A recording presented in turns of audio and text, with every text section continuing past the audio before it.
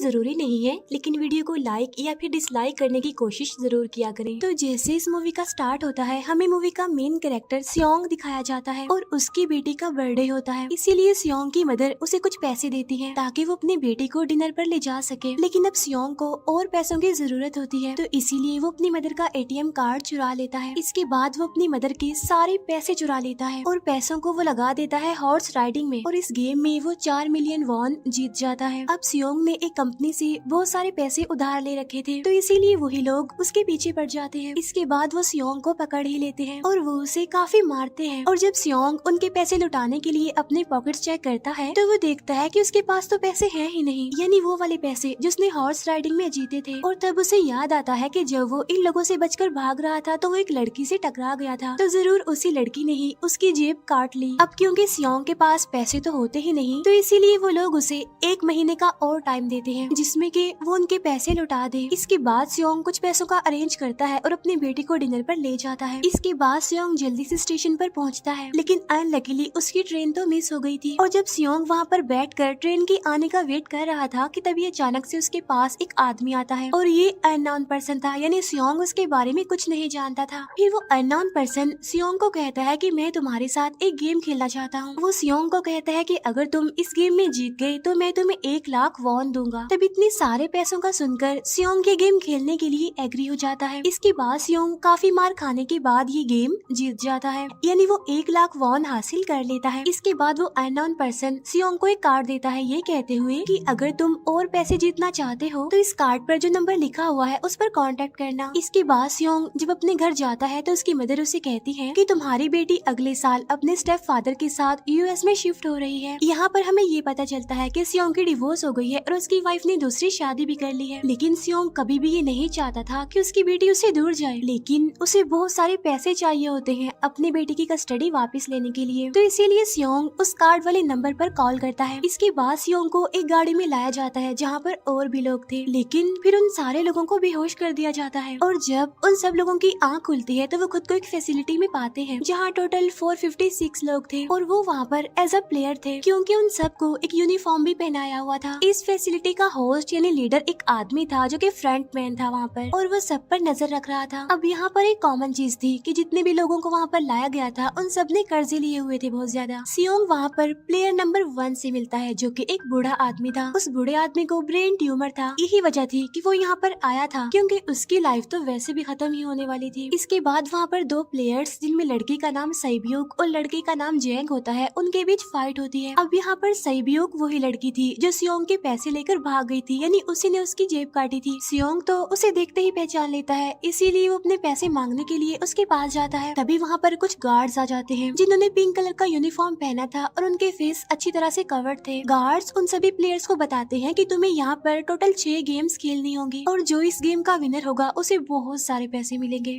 इसके बाद उन सबसे एक कॉन्ट्रैक्ट पर साइन करवाया जाता है, और इस कॉन्ट्रैक्ट के 3 मेन रूल्स थे। पहला रूल ये कि कोई भी प्लेयर अपनी मर्जी से गेम को छोड़कर नहीं जा सकता। दूसरा रूल ये होता है कि जो भी प्लेयर खेलने से मना करेगा तो उस प्लेयर को एलिमिनेट कर दिया जाएगा, और उनके मुताबिक एलिमिनेट का मतलब क्या था ये तो हम आगे ही जानेंगे। गेम का तीसरा रूल ये था कि अगर मेजोरिटी इस गेम को खेलना नहीं चाहती तो वो इस गेम को छोड़कर जा सकते हैं। इसके बाद उन सबको गेम के लिए ले जाया जाता है। अब यहाँ पर सियोंग अपने क्लासमेट सेंगवू से भी मिलता है जो कि उसे बचपन से जानता था। सियोंग उसे वहाँ पर देखकर काफी हैरान होता है क्योंकि वो तो किसी बिजनेस के लिए आउट ऑफ कंट्री चला गया था। अब पहले गेम के लिए वहाँ पर एक काफी बड़ी डॉल थी, और इस गेम का रूल काफी सिंपल था, और वो ये था कि डॉल जब भी गाना गाएगी उन सबको आगे बढ़ना है, और जैसे ही वो गाना गाना बंद करेगी तो उन सबको रुक जाना है और मूव नहीं करना है, और अगर कोई हिल गया तो उसे एलिमिनेट कर दिया जाएगा। अब स्टार्टिंग में तो ये सब कुछ उन्हें किसी प्रैंक की तरह लग रहा था, लेकिन जब एक लड़का हिल जाता है तो उसे शूट करके मार दिया जाता है, और यही होता है एलिमिनेट का मतलब, यानी उन्हें मार दिया जाएगा। अब ये देखकर वो सारे लोग काफी घबरा जाते हैं और उन्हें पता चल चुका था कि वो खतरे में है, इसीलिए लोग डरते हुए पैनिक करते हुए इधर उधर भागने लगते हैं।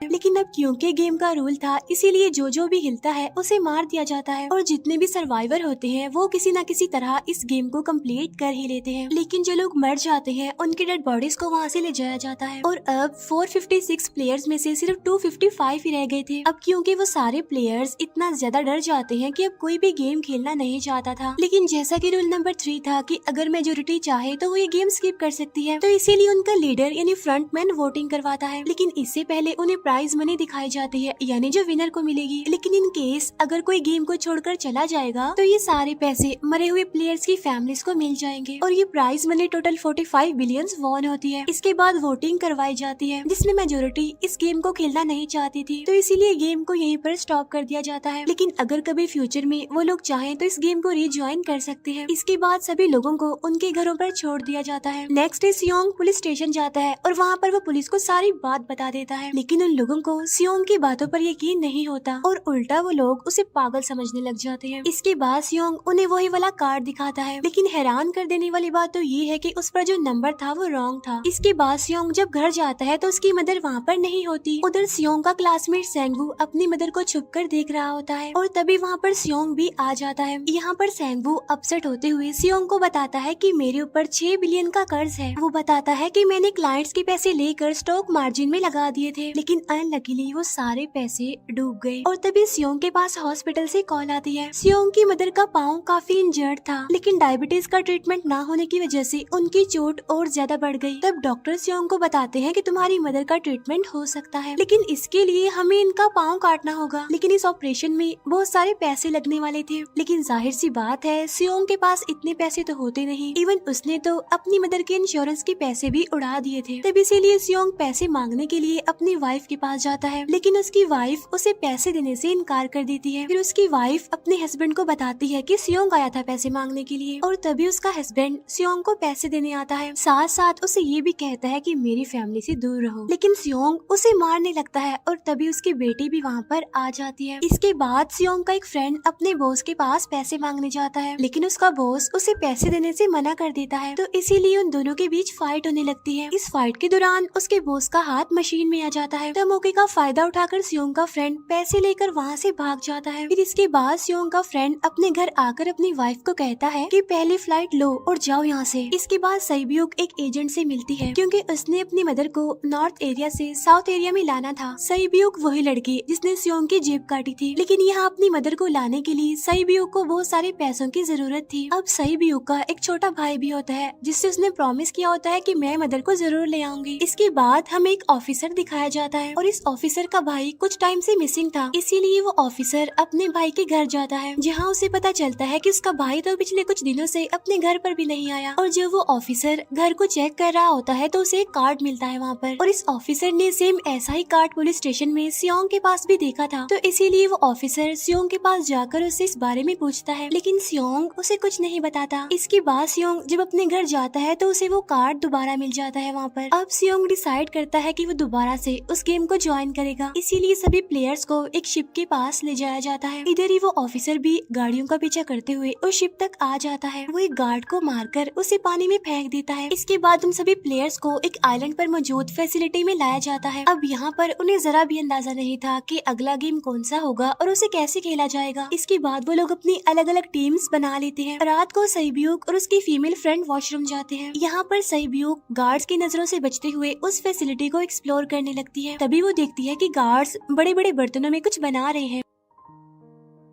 लेकिन अब क्योंकि गार्ड्स को शक हो जाता है तो ये गार्ड वॉशरूम्स को चेक करने के लिए आता है, लेकिन तब तक सईब्यूक वापस आ चुकी थी। इसके बाद सईब्यूक अपनी फीमेल फ्रेंड को सारी बात बता देती है जो उसने देखा था, लेकिन यहाँ पर सेंगवू उन दोनों की बातें सुन लेता है और वो इस बारे में सईब्यूक से पूछता है, जिस पर सईब्यूक बताती है कि वो बड़े बड़े बर्तनों में कुछ पका रहे थे। इसके बाद उन सभी प्लेयर्स को प्ले ग्राउंड में लाया जाता है, जहाँ पर उनके सामने 4 शेप्स थी। 4 शेप्स में से उन्होंने किसी एक शेप को चूज करना था। अब यहाँ पर सेंगवू को पता चल जाता है है कि गेम क्या है और क्या करना है हमें। सेंगवू सियोंग को बताता है कि सबने अलग अलग शेप्स को चुनना है। इसके बाद उन सभी को एक छोटा सा बर्तन दिया जाता है जिसमें की शेप्स बनी होती है। अब गेम उनकी ये होती है कि उन्होंने किसी तरह उस शेप को बाहर निकालना है बगैर डैमेज किए। लेकिन अगर शेप जरा से भी खराब हो गई तो उन्हें एलिमिनेट कर दिया जाएगा, यानी मार दिया जाएगा। अब यहाँ पर सेंगवू तो इजिली उस शेप को निकाल लेता है, लेकिन सियोंग इतना ज्यादा घबरा जाता है कि उसकी हालत खराब होने लगती है। लेकिन फिर वो किसी न किसी तरह करके इस गेम को भी जीत लेता है। इसके बाद उन सबको वापस से रूम में लाया जाता है। अब यहाँ पर 187 प्लेयर्स वापस आए थे, जिनमें से अब सिर्फ 108 ही रह गए थे। इसके बाद उन सबको खाने के लिए ले जाया जाता है, लेकिन खाने की वजह से जैंग की एक लड़के से फाइट हो जाती है, जहाँ पर जैंग उस लड़के को इतना ज्यादा मारता है कि वो मौके पर ही मर जाता है। इधर ही हम देखते हैं कि उन प्लेयर्स में से एक डॉक्टर होता है जो गार्ड्स के साथ मिलकर मरे हुए लोगों के ऑर्गन्स निकाल कर उन्हें चाइनीज को बेचने का काम करता है। इसीलिए जब भी डेड बॉडीज को ले जाया जाता है तो वो डेड बॉडीज को गायब कर लेते हैं, क्योंकि ये सब कुछ एक प्लान के अकॉर्डिंग चल रहा था। क्योंकि ये सारा कुछ फ्रंट मैन से छुप कर हो रहा था। यही वजह थी कि कंट्रोल रूम में भी उन्होंने अपना ही एक आदमी बिठाया हुआ था जो कि उन लोगों की सारी वीडियो फुटेज डिलीट कर देता था। और गार्ड्स तो डॉक्टर को गेम के बारे में पहले ही बता देते थे ताकि वो सरवाइव कर सके। यहाँ पर एक गार्ड उसी प्लेयर डॉक्टर को बताता है कि आज हमने प्लेयर्स को जानबूझकर खाना कम दिया है ताकि वो आपस में लड़ने लगे, जिससे होगा ये कि सारे वीक प्लेयर्स गेम से आउट हो जाएंगे। साथ ही गार्ड डॉक्टर को अपनी अगली गेम के बारे में बता देता है। अब 30 मिनट के बाद वहाँ पर लाइट्स ऑफ होने वाली थी। अब यहाँ पर सेंगवू को पता था कि सियोंग की टीम जरूर कोई उल्टा काम करेगी, इसीलिए